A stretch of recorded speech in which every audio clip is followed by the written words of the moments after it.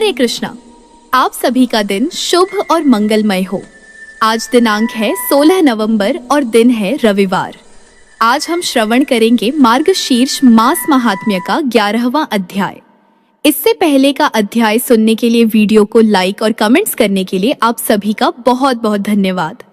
आज के अध्याय का शुभारंभ करेंगे भगवान श्री जगन्नाथ जी की एक कथा के साथ। पुरी, वह पावन भूमि जहाँ समुद्र की लहरें भगवान के प्रेम का संदेश लाती हैं, जहाँ हर रथ यात्रा में भक्तों का हृदय झूम उठता है, वहीं विराजमान है जगन्नाथ स्वामी अर्थात जगत के नाथ। भगवान श्री कृष्ण का वही दिव्य स्वरूप जो बलभद्र और सुभद्रा के साथ यहाँ पवित्र मंदिर में अपनी कृपा से जीवंत है।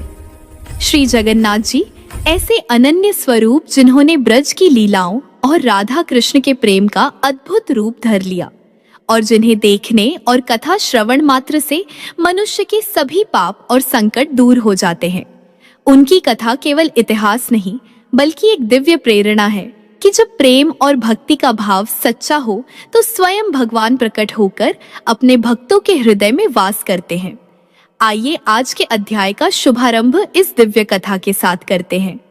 एक बार प्रेम से बोलिए जय श्री कृष्णा, राधे राधे। उड़ीसा के पुरी में स्थित श्री जगन्नाथ मंदिर भारत के 4 पवित्र धामों में से एक है। श्री जगन्नाथ मंदिर में भगवान जगन्नाथ अपने भ्राता बलभद्र और बहन सुभद्रा जी के साथ विराजमान हैं। भगवान श्री जगन्नाथ भगवान श्री हरि विष्णु जी के अवतार श्री कृष्ण का ही स्वरूप है। यह माना जाता है कि जगन्नाथ जी की मूर्ति में आज भी भगवान श्री कृष्ण का हृदय विराजमान है। जगन्नाथ का अर्थ होता है जगत के नाथ।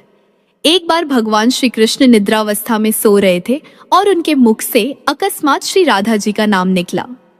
पटरानियों को लगा कि वे प्रभु की इतनी सेवा करती हैं, फिर भी प्रभु को सबसे अधिक श्री राधा जी का ही स्मरण रहता है। रुक्मणी जी एवं अन्य रानियों ने रोहिणी जी से राधा रानी और श्री कृष्ण के प्रेम तथा ब्रज लीलाओं का वर्णन करने की प्रार्थना की। माता रोहिणी ने कथा सुनाने की हामी तो भर दी, लेकिन यह भी कहा कि श्री कृष्ण और बलराम को इसकी भनक न लगे। यह तय हुआ कि रोहिणी जी सभी रानियों को एक गुप्त स्थान पर कथा सुनाएंगी और वहां कोई और न आए, इसके लिए सुभद्रा जी को पहरा देने के लिए मना लिया गया। सुभद्रा जी को आदेश दिया गया कि यदि स्वयं श्री कृष्ण या बलराम भी आए तो उन्हें भी अंदर न आने दे। माता रोहिणी ने कथा सुनानी आरंभ की और सुभद्रा द्वार पर तैनात थी। थोड़ी देर में श्री कृष्ण एवं बलराम वहां आ पहुंचे तो सुभद्रा ने उन्हें अंदर जाने से रोक लिया। इससे भगवान श्री कृष्ण को कुछ संदेह हुआ और वे बाहर से ही अपनी सूक्ष्म शक्ति द्वारा अंदर माता द्वारा वर्णित ब्रज लीलाओं को आनंद लेकर सुनने लगे। बलराम जी भी कथा का आनंद लेने लगे। कथा सुनते सुनते श्री कृष्ण, बलराम और सुभद्रा के हृदय में ब्रज के प्रति अद्भुत प्रेम भाव उत्पन्न हुआ। उस भाव में उनके हाथ पैर सिकुड़ने लगे, ठीक वैसे ही जैसे बाल्यकाल में थे। तीनों राधा जी की कथा में ऐसे विभोर हुए कि मूर्ति के समान जड़ प्रतीत होने लगे। बड़े ध्यान से देखने पर भी उनके हाथ पैर दिखाई नहीं देते थे। सुदर्शन ने भी द्रवित होकर लंबा रूप धारण कर लिया। उसी समय देव मुनि नारद वहां आ पहुंचे। भगवान के इस रूप को देखकर वे आश्चर्यचकित हो गए और उन्हें निहारते रहे। कुछ समय बाद जब उनकी तंद्रा भंग हुई तो नारद जी ने प्रणाम करके भगवान श्री कृष्ण से कहा, हे प्रभु, मेरी इच्छा है कि मैंने आपका आज जो रूप देखा है वह रूप आपके भक्तजनों को पृथ्वी लोक पर चिरकाल तक देखने को मिले। आप इसी रूप में पृथ्वी पर वास करें। भगवान श्री कृष्ण नारद जी की बात से प्रसन्न हुए और उन्होंने कहा कि ऐसा ही होगा। कलिकाल में मैं इसी रूप में नीलांचल क्षेत्र में अपना स्वरूप प्रकट करूंगा। कलयुग के आगमन के उपरांत प्रभु की प्रेरणा से मालवराज इंद्रदुम्न ने भगवान श्री कृष्ण, बलभद्र जी और बहन सुभद्रा जी की ऐसी ही प्रतिमा जगन्नाथ मंदिर में स्थापित करवाई। राजा इंद्रदुम्न श्रेष्ठ प्रजापालक राजा थे और प्रजा उन्हें बहुत प्रेम करती थी। प्रजा सुखी और संतुष्ट थी। राजा के मन में इच्छा थी कि वे कुछ ऐसा करें जिससे सभी उन्हें स्मरण रखें। देवयोग से इंद्रदुम्न के मन में एक अज्ञात कामना प्रकट हुई कि वे एक ऐसे मंदिर का निर्माण कराएं जैसा दुनिया में कहीं और न हो। इंद्रदुम्न विचारने लगे कि आखिर उनके मंदिर में किस देवता की मूर्ति स्थापित की जाए। राजा के मन में यही इच्छा और चिंतन चलने लगा। एक रात इसी पर गंभीर चिंतन करते हुए वे सो गए। नींद में राजा ने एक सपना देखा और सपने में उन्हें एक देववाणी सुनाई दी। इंद्रदुम्न ने सुना, राजन, तुम पहले नए मंदिर का निर्माण आरंभ करो, मूर्ति विग्रह की चिंता छोड़ दो। उचित समय आने पर तुम्हें स्वयं राह दिखाई पड़ेगी। राजा नींद से जाग उठे और सुबह होते ही उन्होंने अपने मंत्रियों को सपने की बात बताई। राजपुरोहित के सुझाव पर शुभ मुहूर्त में पूर्वी समुद्र तट पर एक विशाल मंदिर के निर्माण का निश्चय हुआ। वैदिक मंत्रोच्चार के साथ मंदिर निर्माण का श्री गणेश हुआ। राजा इंद्रदुम्न के मंदिर बनवाने की सूचना शिल्पियों और कारीगरों को हुई तो सभी इसमें योगदान देने पहुंचे। सब दिन रात मंदिर के निर्माण में जुट गए। कुछ ही वर्षों में मंदिर बनकर तैयार हुआ। सागर तट पर एक विशाल मंदिर का निर्माण तो हो गया, परंतु मंदिर के भीतर भगवान की मूर्ति की समस्या जस की तस थी। राजा फिर से चिंतित होने लगे। एक दिन मंदिर के गर्भगृह में बैठकर इसी चिंतन में बैठे राजा की आंखों से आंसू निकल आए। राजा ने भगवान से विनती की, प्रभु, आपके किस स्वरूप को इस मंदिर में स्थापित करूं? मैं इसकी चिंता से व्यग्र हूं, मार्ग दिखाइए। आपने स्वप्न में जो संकेत दिया था उसे पूरा होने का समय कब आएगा? विग्रह रहित मंदिर देखकर सभी मुझ पर हंसेंगे। राजा की आंखों से आंसू झर रहे थे और वे प्रभु से प्रार्थना करते जा रहे थे, प्रभु, आपके आशीर्वाद से मेरा बड़ा सम्मान है। प्रजा समझेगी कि मैंने झूठ मूठ में स्वप्न में आपके आदेश की बात कहकर इतना बड़ा श्रम कराया। हे प्रभु, मार्ग दिखाइए। राजा दुखी मन से अपने महल में चले गए। उस रात राजा ने फिर एक सपना देखा। सपने में उन्हें देववाणी सुनाई दी, राजन, यहाँ निकट में ही भगवान श्री कृष्ण का विग्रह रूप है। तुम उन्हें खोजने का प्रयास करो, तुम्हें दर्शन मिलेंगे। इंद्रदुम्न ने स्वप्न की बात पुनः पुरोहित और मंत्रियों को बताई। सभी इस निष्कर्ष पर पहुंचे कि प्रभु की कृपा सहज प्राप्त नहीं होगी, उसके लिए हमें निर्मल मन से परिश्रम आरंभ करना होगा। भगवान के विग्रह का पता लगाने की जिम्मेदारी राजा इंद्रदुम्न ने 4 विद्वान पंडितों को सौंप दी।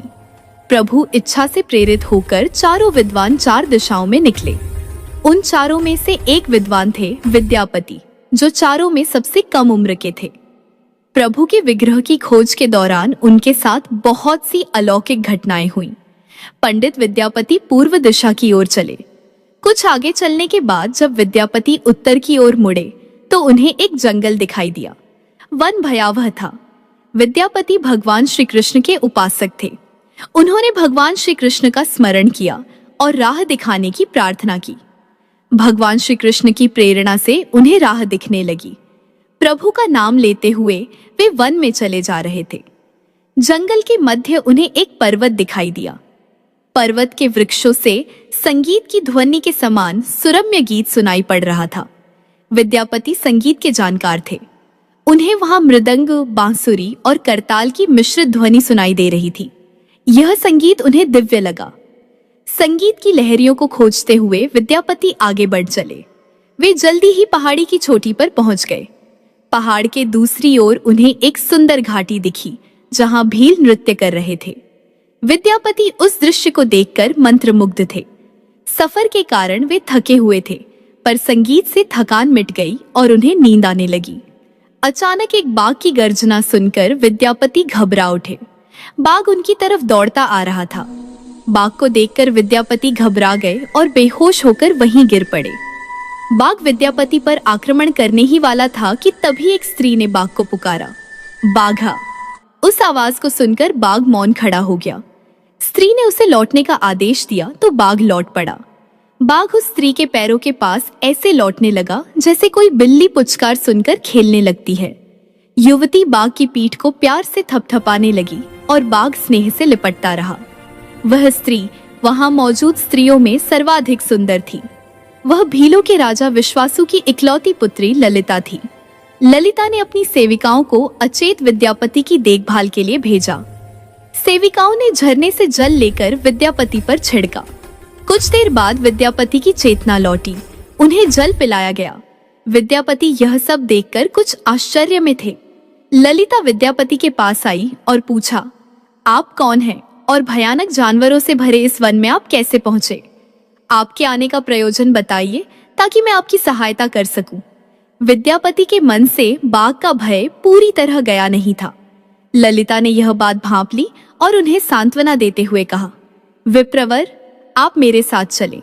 जब आप स्वस्थ हों तब अपने लक्ष्य की ओर प्रस्थान करें। विद्यापति ललिता के पीछे पीछे उनकी बस्ती की तरफ चल दिए। विद्यापति भीलों के राजा विश्वासु से मिले और उन्हें अपना परिचय दिया। विश्वासु विद्यापति जैसे विद्वान से मिलकर बड़े प्रसन्न हुए। विश्वासु के अनुरोध पर विद्यापति कुछ दिन वहां अतिथि बनकर रुके। वे भीलों को धर्म और ज्ञान का उपदेश देने लगे। उनके उपदेशों को विश्वासु तथा ललिता बड़ी रुचि के साथ सुनते थे। ललिता के मन में विद्यापति के लिए अनुराग पैदा हो गया। विद्यापति ने भी भांप लिया कि ललिता जैसी सुंदरी को उनसे प्रेम हो गया है, किंतु विद्यापति एक बड़े कार्य के लिए निकले थे। अचानक एक दिन विद्यापति बीमार हो गए। ललिता ने उनकी सेवा की। इससे विद्यापति के मन में भी ललिता के प्रति प्रेम भाव पैदा हो गया। विश्वासु ने प्रस्ताव रखा कि विद्यापति ललिता से विवाह कर ले, तो विद्यापति ने इसे स्वीकार कर लिया। कुछ दिन दोनों के सुखमय बीते। ललिता से विवाह करके विद्यापति प्रसन्न तो थे, पर जिस महत्वपूर्ण कार्य के लिए वे आए थे वह अभी तक अधूरा था। यही चिंता उन्हें बार बार सताती थी। इस बीच विद्यापति को एक विशेष बात पता चली कि विश्वासु हर रोज सवेरे उठकर कहीं चला जाता था और सूर्योदय के बाद ही लौटता था। कितनी भी विकट स्थिति हो, उसका यह नियम कभी नहीं टूटता था। विश्वासु के इस नियम पर विद्यापति को आश्चर्य हुआ। उनके मन में इस रहस्य को जानने की इच्छा हुई कि आखिर विश्वासु जाता कहाँ है। एक दिन विद्यापति ने ललिता से इस संबंध में पूछा, तो ललिता यह सुनकर सहम गई। विद्यापति ने ललिता से उसके पिता द्वारा प्रतिदिन सुबह किसी अज्ञात स्थान पर जाने और सूर्योदय से पूर्व लौट आने का रहस्य पूछा। विश्वासु का नियम किसी भी हाल में नहीं टूटता था, चाहे कितनी भी विकट परिस्थिति हो। ललिता के सामने धर्म संकट आ गया। वह पति की बात को ठुकरा नहीं सकती थी, लेकिन पति जो पूछ रहे थे वह उसके वंश की गोपनीय परंपरा से जुड़ी बात थी, जिसे खोलना संभव नहीं था। ललिता ने कहा, स्वामी, यह हमारे कुल का रहस्य है जिसे किसी के सामने खोला नहीं जा सकता।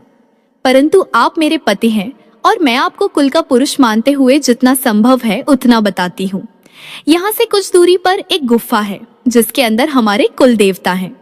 उनकी पूजा हमारे सभी पूर्वज करते आए हैं और यह पूजा निर्विघ्न चलनी चाहिए।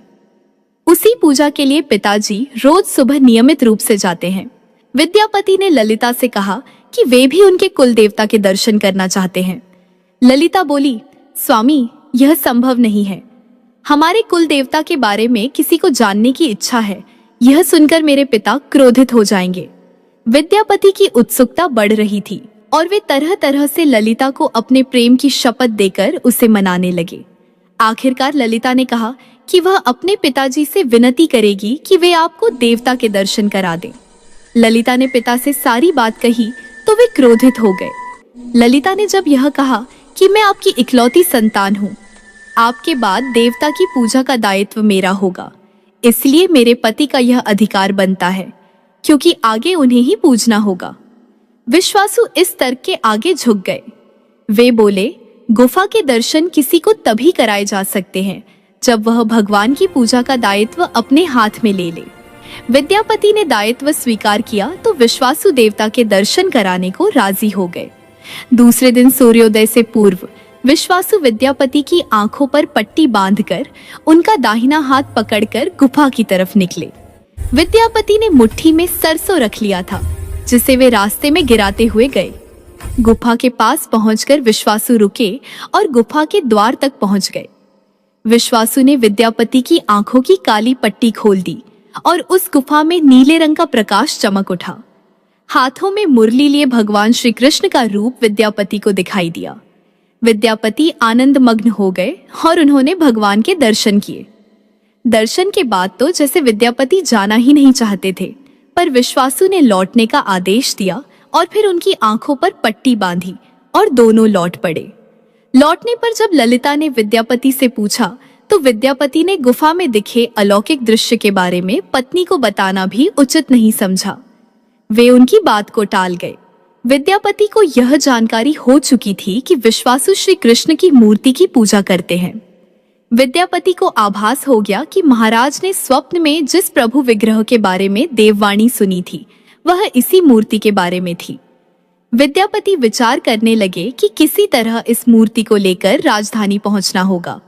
वे एक तरफ तो गुफा से मूर्ति को लेकर जाने की सोच रहे थे, तो वहीं दूसरी तरफ भीलराज और पत्नी के साथ विश्वासघात के विचार से उनका मन व्यथित हो रहा था। विद्यापति धर्म अधर्म के बारे में सोचते रहे। फिर विचार आया कि यदि विश्वासु ने सचमुच उन पर विश्वास किया होता तो आंखों पर पट्टी बांधकर गुफा तक नहीं ले जाते, इसलिए उनके साथ विश्वासघात का प्रश्न ही नहीं उठता। उन्होंने गुफा से मूर्ति चुराने का मन बना लिया। विद्यापति ने ललिता से कहा कि वे अपने माता पिता के दर्शन करने के लिए जाना चाहते हैं, क्योंकि वे उन्हें लेकर परेशान होंगे।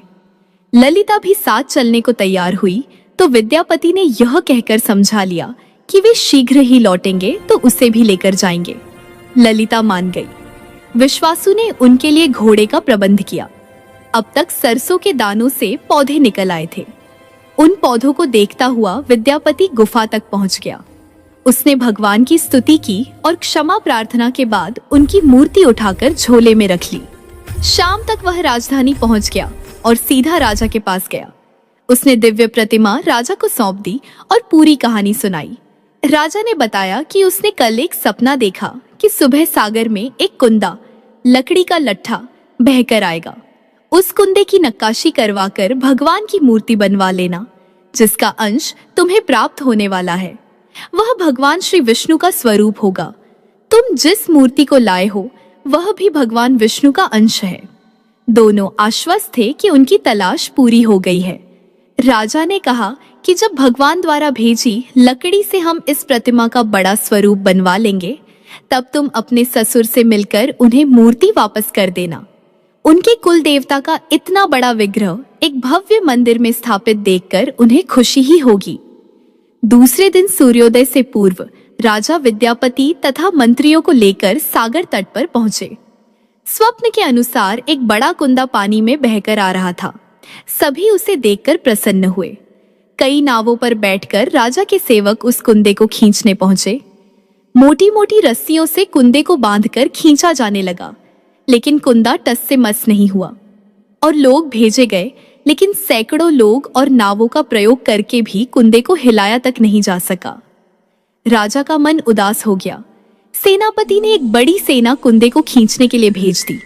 सारे सागर में सैनिक ही सैनिक नजर आने लगे, लेकिन सभी मिलकर कुंदे को अपने स्थान से हिला तक न सके। सुबह से रात हो गई। अचानक राजा ने काम रोकने का आदेश दिया। उन्होंने विद्यापति को अकेले में ले जाकर कहा कि वे समस्या का कारण जान गए हैं। राजा के चेहरे पर संतोष के भाव थे। राजा ने विद्यापति को गोपनीय रूप से कहीं चलने की बात कही। राजा इंद्रदुम्न को भगवान की प्रेरणा से समझ में आने लगा कि आखिर प्रभु के विग्रह के लिए जो लकड़ी का कुंदा पानी में बहकर आया है वह हिलडुल क्यों नहीं रहा है। राजा ने विद्यापति को बुलाया और कहा, तुम जिस दिव्य मूर्ति को अपने साथ लाए हो उसकी अब तक जो पूजा करता आया था उससे तुरंत भेंट करके क्षमा मांगनी होगी। बिना उसके स्पर्श किए यह कुंदा आगे नहीं बढ़ सकेगा। राजा इंद्रदुम्न और विद्यापति विश्वासु से मिलने पहुंचे। राजा ने पर्वत की छोटी से जंगल को देखा तो उसकी सुंदरता को देखते ही रह गए। दोनों भीलों की बस्ती की ओर चुपचाप चलते रहे। इधर विश्वासु अपनी नियमित दिनचर्या के हिसाब से गुफा में अपने कुल देवता की पूजा के लिए चले। वहां प्रभु की मूर्ति गायब देखकर वे समझ गए कि उनके दामाद ने ही यह छल किया है। विश्वासु लौटे और ललिता को सारी बात सुना दी। विश्वासु पीड़ा से भरे घर के आंगन में पछाड़ खाकर गिर गए। ललिता अपने पति द्वारा किए विश्वासघात से दुखी थी और स्वयं को इसका कारण मान रही थी। पिता पुत्री दिन भर विलाप करते रहे। उन दोनों ने अन्न का एक दाना भी न छुआ। अगली सुबह विश्वासु उठे और सदा की तरह अपनी दिनचर्या का पालन करते हुए गुफा की तरफ बढ़ निकले। वे जानते थे कि प्रभु का विग्रह वहां नहीं है, फिर भी उनके पैर गुफा की ओर खींचे चले जाते थे। विश्वासु के पीछे ललिता और रिश्तेदार भी चले। विश्वासु गुफा के भीतर पहुंचे जहां भगवान की मूर्ति होती थी। वे उस चट्टान के पास हाथ जोड़कर खड़े रहे। फिर उस ऊंची चट्टान पर गिर गए और बिलक बिलक कर रोने लगे। उनके पीछे प्रजा भी रो रही थी। एक भीड़ युवक भागता हुआ गुफा के पास आया और बताया कि उसने महाराज और उनके साथ विद्यापति को बस्ती की ओर से आते देखा है। यह सुनकर सब चौंक उठे।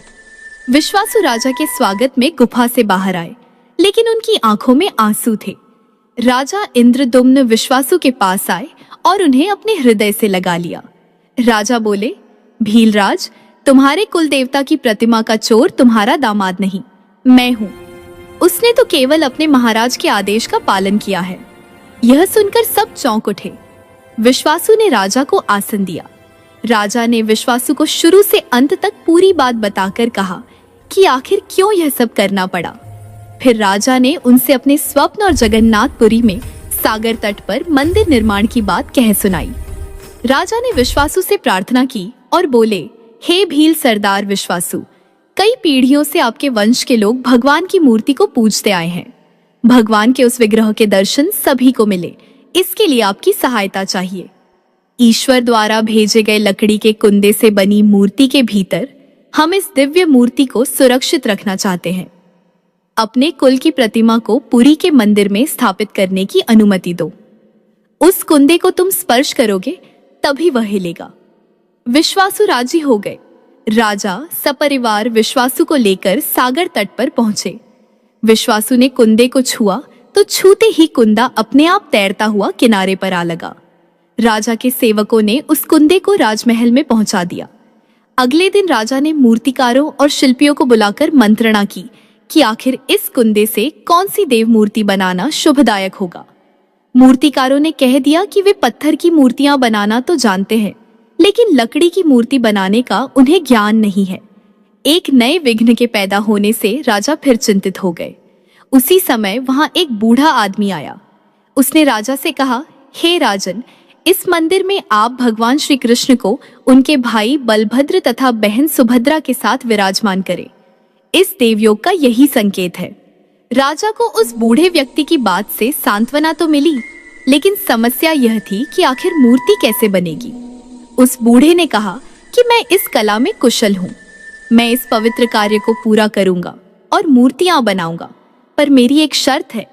राजा प्रसन्न हो गए और उन्होंने उनकी शर्त पूछी। बूढ़े शिल्पकार ने कहा, मैं भगवान की मूर्ति के निर्माण का काम एकांत में करूंगा। मैं यह काम बंद कमरे में करूंगा। कार्य पूरा करने के बाद मैं स्वयं दरवाजा खोलकर बाहर आऊंगा। इस बीच कोई मुझे नहीं बुलाएगा। राजा सहमत तो थे, लेकिन उन्हें एक चिंता हुई और बोले, यदि कोई आपके पास नहीं आएगा तो ऐसी हालत में आपके खाने पीने की व्यवस्था कैसे होगी।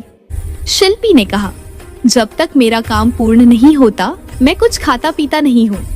राजमहल के एक विशाल कक्ष में उस बूढ़े शिल्पी ने स्वयं को 21 दिनों के लिए बंद कर लिया और काम शुरू कर दिया। भीतर से आवाजें आती थीं। महारानी गुंडीचा देवी दरवाजे से कान लगाकर अक्सर छेनी हथौड़े के चलने की आवाजें सुना करती थीं। महारानी रोज की तरह कमरे के दरवाजे से कान लगाए खड़ी थीं। 15 दिन बीत चुके थे कि उन्हें कमरे से आवाज सुनाई पड़नी बंद हो गई। जब मूर्तिकार के काम करने की कोई आवाज सुनाई नहीं पड़ी तो रानी चिंतित हो गई। उन्हें लगा कि वृद्ध आदमी है, खाता पीता भी नहीं, कहीं उसके साथ कुछ अनिष्ट न हो गया हो। व्याकुल होकर रानी ने दरवाजे को धक्का देकर खोला और भीतर झांक कर देखा। महारानी गुंडीचा देवी ने इस तरह मूर्तिकार को दिया हुआ वचन भंग कर दिया था। मूर्तिकार अभी मूर्तियां बना रहा था, परंतु रानी को देखते ही वह अदृश्य हो गए। मूर्ति निर्माण का कार्य अभी तक पूरा नहीं हुआ था। हाथ पैर का निर्माण पूर्ण नहीं हुआ था। वृद्ध शिल्पकार के रूप में स्वयं देवताओं के शिल्पी भगवान विश्वकर्मा आए थे। उनके अदृश्य होते ही मूर्तियां अधूरी ही रह गईं। इसी कारण आज भी ये मूर्तियां वैसी ही हैं। उन प्रतिमाओं को ही मंदिर में स्थापित कराया गया।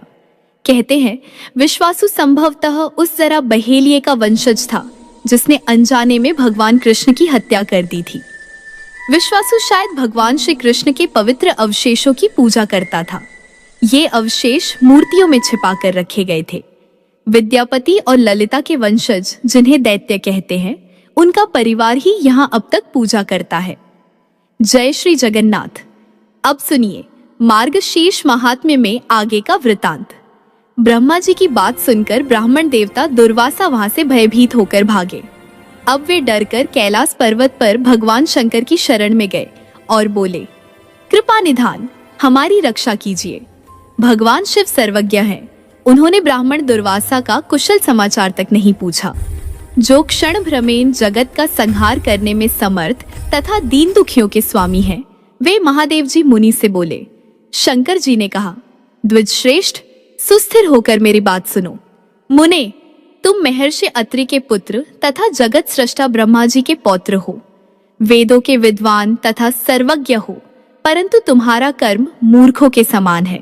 वेदों, पुराणों और इतिहासों में सर्वत्र जिन सर्वेश्वर का निरूपण हुआ है, उन्हीं को तुम मूढ़ मनुष्य की भांति नहीं जानते हो। जिनके भ्रूभंग की लीला मात्र से मैं, ब्रह्मा, रुद्र, आदित्य, वसु, धर्म, इंद्र, संपूर्ण देवता, मुनीन्द्र और मनु उत्पन्न और विलीन होते रहते हैं, उन्हीं श्रीहरि के प्राणों से भी बढ़कर प्रिय भक्त को तुम किसकी शक्ति से मारने चले थे? उनका चक्र उन्हीं के तुल्य तेजस्वी है। उसे रोकना सर्वथा कठिन है। उस चक्र को यद्यपि उन्होंने भक्तों की रक्षा में लगा रखा है, तथापि उन्हें उस पर पूरा भरोसा नहीं होता। इसलिए वे स्वयं उनकी रक्षा करने के लिए जाते हैं। उनके मुंह से अपने गुणों और नामों का श्रवण करके उन्हें बड़ा आनंद मिलता है। इसलिए भगवान भक्त के साथ सदा छाया की तरह घूमते रहते हैं। अतः ब्राह्मण देव, गोविंद का भजन करो, उनके चरण कमलों का चिंतन करो। श्रीहरि के स्मरण मात्र से भी सारी आपत्तियां नष्ट हो जाती हैं। अब शीघ्र ही वैकुंठ धाम में जाओ। उस धाम के अधिपति श्रीहरि ही तुम्हारे शरणदाता हैं। वे प्रभु दया के सागर हैं, अतः तुम्हें अवश्य ही अभय दान देंगे। ये बातें हो ही रही थीं कि सारा कैलाश चक्र के तेज से व्याप्त हो उठा, जैसे समस्त भूमंडल सूर्य की किरणों से उद्दीप्त हो उठा हो। उस समय संपूर्ण कैलाशवासी उस चक्र की विकराल ज्वाला से संतप्त हो त्राहि त्राहि पुकारते हुए भगवान शंकर की शरण में गए। उस दुहसह चक्र को देख पार्वती सहित करुणा निधान भगवान शंकर ने ब्राह्मण को प्रेम पूर्वक आशीर्वाद देते हुए कहा, यदि तेज सत्य है और चिरकाल से संचित तप सत्य है, तो अपराध करके भयभीत हुआ यह ब्राह्मण संताप से मुक्त हो जाए। पार्वती बोली, यह ब्राह्मण मेरे स्वामी के पुण्य कर्मों के अवसर पर शरण में आया है, अतः मेरे आशीर्वाद से इसका महान भय दूर हो जाए और यह शीघ्र ही संताप से छूट जाए। कृपा पूर्वक ऐसा कहकर पार्वती और शिव चुप हो गए। मुनि ने उन्हें प्रणाम करके देवेश्वर वैकुंठनाथ की शरण ली। मन के समान तीव्र गति से चलने वाले मुनीश्वर दुर्वासा वैकुंठ भवन में जाकर सुदर्शन को अपने पीछे पीछे आते देख श्रीहरि के अंतपुर में घुस गए। वहां ब्राह्मण ने श्रीनारायण देव के दर्शन किए। वे रत्नमय सिंहासन पर विराजमान थे।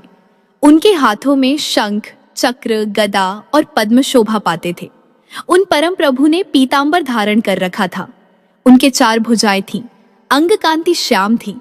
वे शांत स्वरूप लक्ष्मीकांत अपने दिव्य सौंदर्य से मन को मोह लेते थे।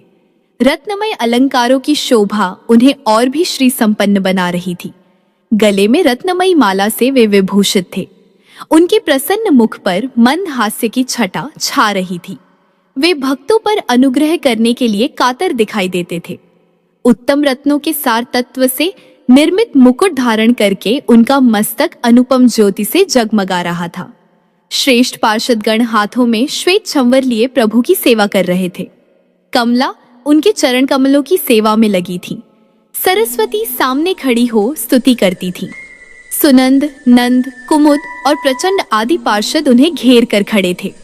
ऐसे प्रभु को देख दुर्वासा ने दंड की भांति पृथ्वी पर पड़कर प्रणाम किया और सामवेद वर्णित स्तुति के द्वारा उन परमेश्वर का स्तवन किया। दुर्वासा बोले, कमलाकांत, मेरी रक्षा कीजिए। करुणा निधे, मुझे बचाइए। प्रभु, आप दीनों के बंधु और अत्यंत दुखियों के स्वामी हैं, दया के सागर हैं, वेद वेदांगों के सृष्टा विधाता के भी विधाता हैं, मृत्यु की भी मृत्यु और काल के भी काल हैं। मैं संकट समुद्र में पड़ा हूँ, मेरी रक्षा कीजिए। आप संहारकर्ता के भी संहारक, सर्वेश्वर और सर्वकारण हैं, महाविष्णु रूपी वृक्ष के बीज है। प्रभु, इस भवसागर से मेरी रक्षा कीजिए। शरणागत एवं शोकाकुल जनों का भय दूर करके उनकी रक्षा में लगे रहने वाले भगवन, मुझ भयभीत का उद्धार कीजिए।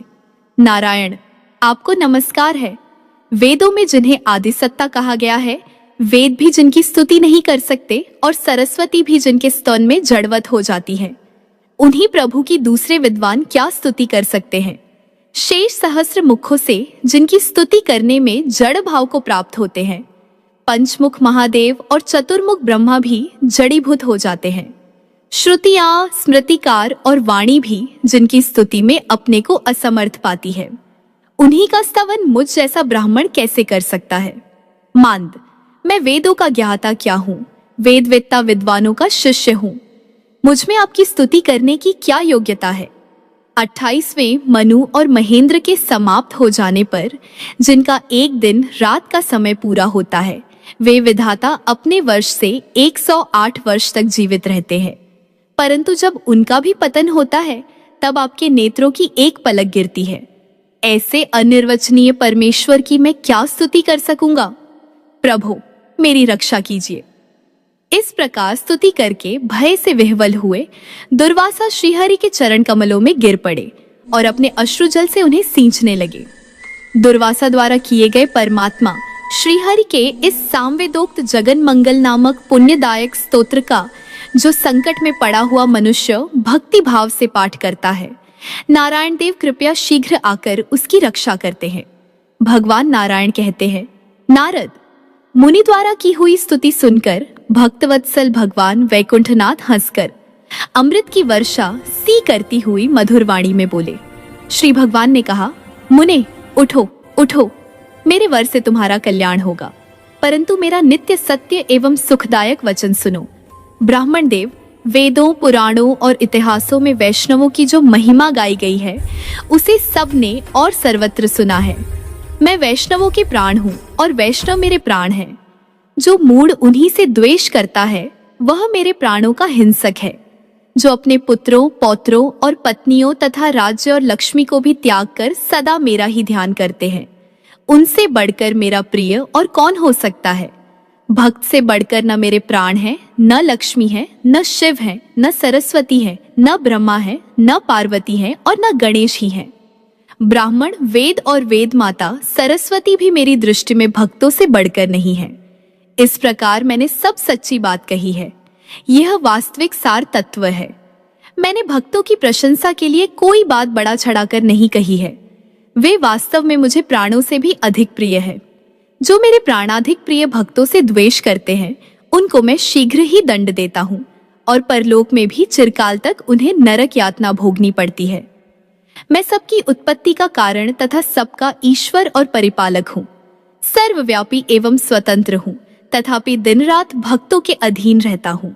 गोलोक में मेरा द्विभुज रूप है और वैकुंठ में चतुर्भुज। यह रूप मात्र ही उन लोकों में रहता है, किंतु मेरे प्राण तो सदा भक्तों के समीप ही रहते हैं।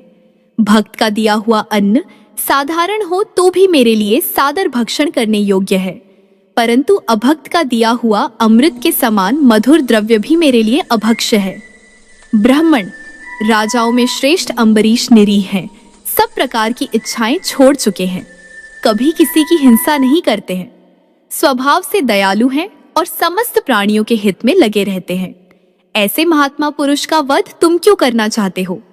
जो संत महापुरुष सदा समस्त प्राणियों पर दया करते हैं, उनसे द्वेष रखने वाले मूढ़जनों का वध मैं स्वयं करता हूँ। जो भक्तों का हिंसक है, शत्रु है, उसकी रक्षा करने में मैं असमर्थ हूँ। अतः तुम अम्बरीश के घर जाओ, वे ही तुम्हारी रक्षा कर सकते हैं। भगवान नारायण कहते हैं, नारद, भगवान श्रीहरि का वह वचन सुनकर ब्राह्मण दुर्वासा भय से व्याकुल हो गए। उनके मन में बड़ा खेद हुआ और वे श्री कृष्ण चरणारविंदों का चिंतन करते हुए वहीं खड़े रहे। इसी समय वहां ब्रह्मा, शिव, पार्वती, धर्म, इंद्र, रुद्र, दिक्पाल, ग्रह, मुनिगण, अत्रि, लक्ष्मी, सरस्वती, पार्षद तथा नर्तक गण आए और सबने दुर्वासा के अपराध को क्षमा करके उनकी रक्षा करने के लिए भगवान विष्णु से करुण प्रार्थना की। तब श्री भगवान बोले, आप सब लोग मेरा नीतियुक्त और सुखदायक वचन सुने। मैं आपकी आज्ञा से ब्राह्मण की रक्षा अवश्य करूंगा, किंतु ये मुनि वैकुंठ लोक से पुनः राजा अम्बरीश के घर जाए और उनकी प्रसन्नता के लिए वहीं पारणा करे। ये ब्रह्मर्षि अम्बरीश के अतिथि होकर भी बिना किसी अपराध के उन्हें शाप देने को उद्यत हो गए। इसलिए अपने रक्षणीय राजा की रक्षा के लिए सुदर्शन चक्र इन ब्राह्मण देवता को ही मार डालने के लिए उद्यत हो गया। इन्हें भयभीत होकर भागते हुए आज पूरा 1 वर्ष हो गया। तभी से इनके लिए शोकग्रस्त हुए महाराज अम्बरीश अपनी पत्नी सहित उपवास कर रहे हैं। भक्त उपवास करने के कारण मैं भी उपवास करता हूँ। जैसे माता दूध पीते बच्चे को उपवास करते देख स्वयं भी भोजन नहीं करती, वही दशा मेरी है। मेरे आशीर्वाद से मुनिश्रेष्ठ दुर्वासा शीघ्र ही संताप मुक्त हो जाएंगे। मार्ग में मेरा चक्र इनकी हिंसा नहीं करेगा।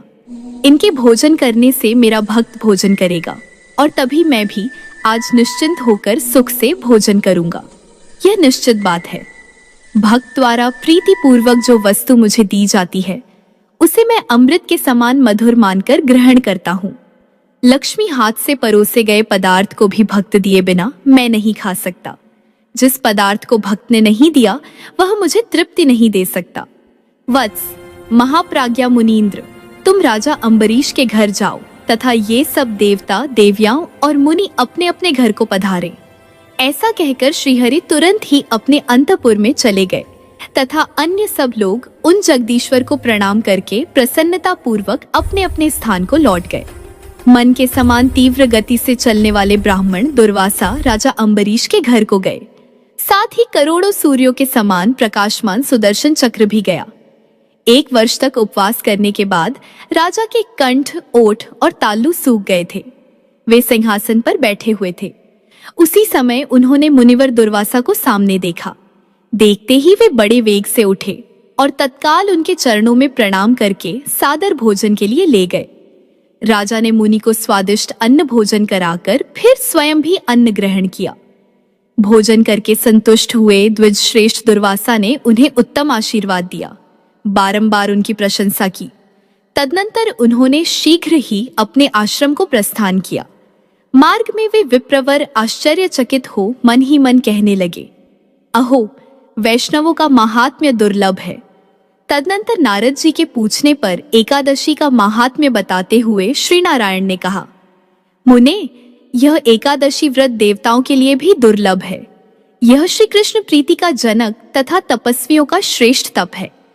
जैसे देवताओं में श्री कृष्ण, देवियों में प्रकृति, वर्णों में ब्राह्मण तथा वैष्णवों में भगवान शिव श्रेष्ठ हैं, उसी प्रकार व्रतों में यह एकादशी व्रत श्रेष्ठ है। यह चारों वर्णों के लिए सदा ही पालनीय व्रत है। यतियों, वैष्णवों तथा विशेषतः ब्राह्मणों को तो इस व्रत का पालन अवश्य करना चाहिए। सचमुच ही ब्रह्म हत्या आदि सारे पाप एकादशी के दिन चावल का आश्रय लेकर रहते हैं। जो मंदबुद्धि मानव इतने पापों का भक्षण करते हुए चावल खाता है, वह इस लोक में अत्यंत पातकी है और अंत में निश्चय ही नरकगामी होता है। दशमी के लंघन में जो दोष है उसे बताता हूँ, सुनो। पूर्व काल में धर्म के मुख से मैंने इसका श्रवण किया था।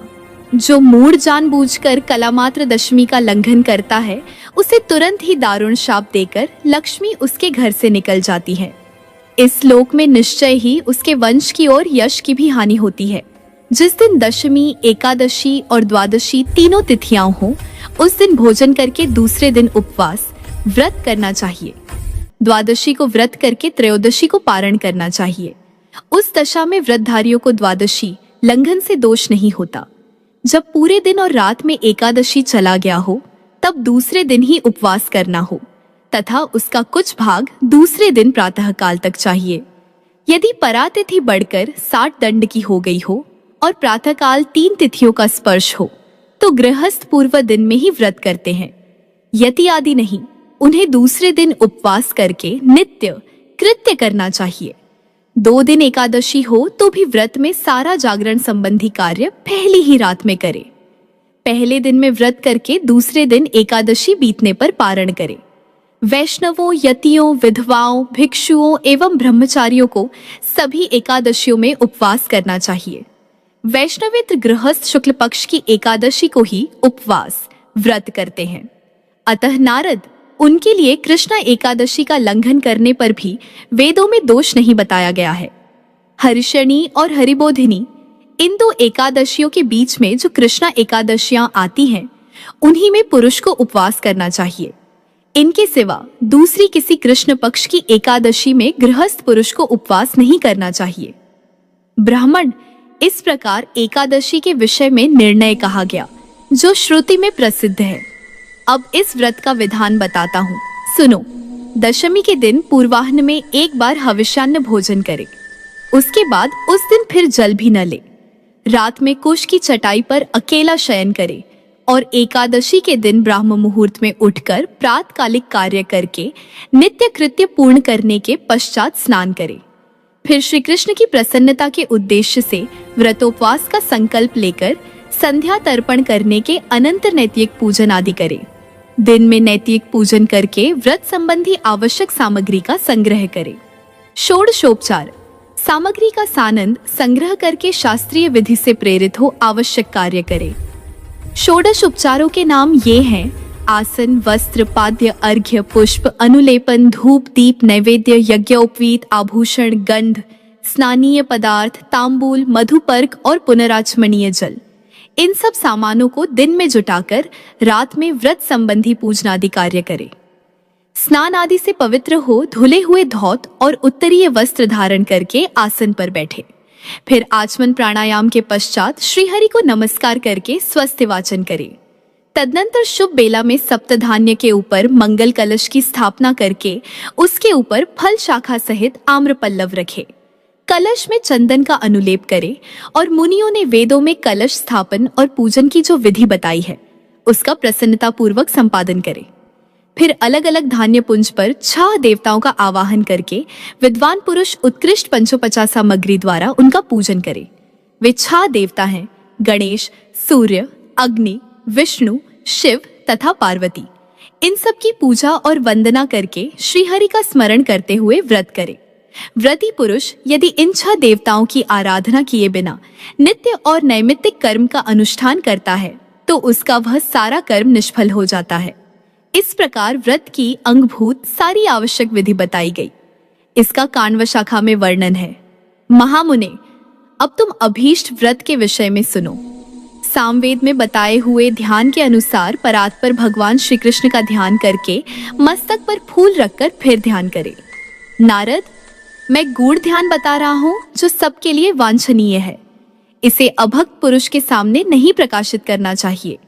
भक्तों के लिए तो यह ध्यान प्राणों से भी अधिक प्रिय है। भगवान श्री कृष्ण का शरीर विग्रह नवीन मेघमाला के समान श्याम तथा सुंदर है।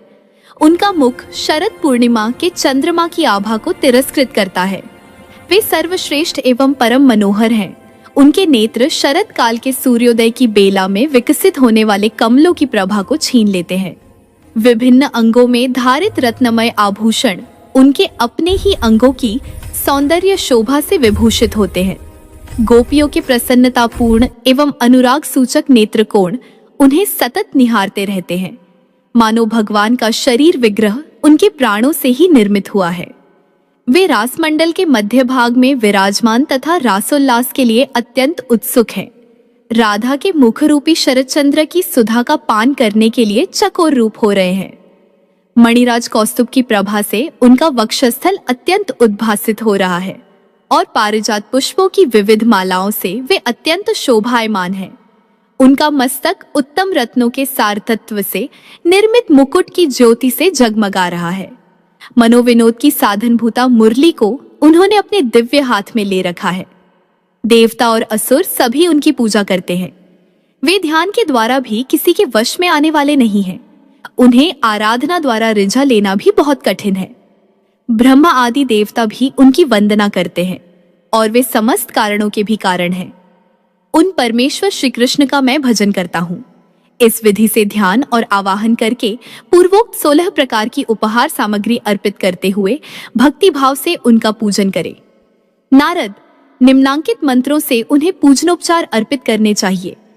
हे श्री कृष्ण, हे राधाकांत, हे करुणा सागर, हे प्रभु, घोर एवं भयानक संसार सागर से मेरा उद्धार कीजिए। प्रभु, सैकड़ों जन्मों से सांसारिक क्लेश भोगने के कारण मैं उद्विग्न हो उठा हूँ और अपने कर्म पाश रूपी बेड़ियों से बंधा हूँ। आप इस बंधन से मुझे छुड़ाइए। नाथ, आपके चरणों में पड़ा हूँ, मुझ शरणागत की ओर कृपा पूर्वक देखिए। भवपाश के भय से डरे हुए मुझ शरणापन्न की रक्षा कीजिए। प्रभु, जो वस्तु भक्तिहीन, क्रियाहीन, विधिहीन तथा वेद मंत्रों से रहित हो और इस प्रकार जिसके समर्पण में त्रुटि आ गई हो, उसे आप स्वयं ही पूर्ण कीजिए। हरे, वेदोक्त विधि को न जानने के कारण अंगहीन हुए कर्म में आपके नामोच्चारण से ही समस्त न्यूनताओं की पूर्ति होती है। इस प्रकार स्तुति और प्रणाम करके ब्राह्मण को दक्षिणा दे और महोत्सव पूर्वक व्रती पुरुष रात में जागरण करे। यदि व्रत और उपवास करके कोई नींद ले ले अथवा पुनः जल पी ले तो उसे उस व्रत का आधा ही फल मिलता है। अतः विप्रवर यत्न पूर्वक एक ही बार हविष्यान्न ग्रहण करे। उस समय श्री कृष्ण के चरणों का स्मरण करते हुए निम्नांकित मंत्र को पढ़े। अन्नम हि प्राणिनाम प्राणा ब्रह्मणा निर्मितम पुरा, देहि में विष्णु रूपम त्वं व्रतोपवासयोः फलम हाय नब्बे। विष्णु रूप अन्न ब्रह्मा द्वारा प्राणियों के प्राण के रूप में तुम्हारा निर्माण हुआ है, अतः तुम मुझे व्रत और उपवास का फल दो। जो इस प्रकार भारतवर्ष में भक्ति पूर्वक इस उत्तम व्रत का अनुष्ठान करता है, वह पहले और बाद की 7-7 पीढ़ियों का तथा अपना भी अवश्य ही उद्धार करता है। व्रती मनुष्य निश्चय ही माता पिता, भाई, सास, ससुर, पुत्री, दामाद तथा भृत्य वर्ग का भी उद्धार कर देता है। ब्राह्मण, इस तरह श्री कृष्ण का चरित्र और व्रत कहा गया। यह सुख और मोक्ष प्रदान करने वाला सारभूत साधन है। अब मैं तुमसे श्री कृष्ण की दूसरी लीलाएं कहता हूँ। आज का अध्याय यहीं पर समाप्त हुआ। इससे आगे का वृतांत सुनिएगा अगले अध्याय में। तब तक के लिए जय श्री कृष्ण राधे।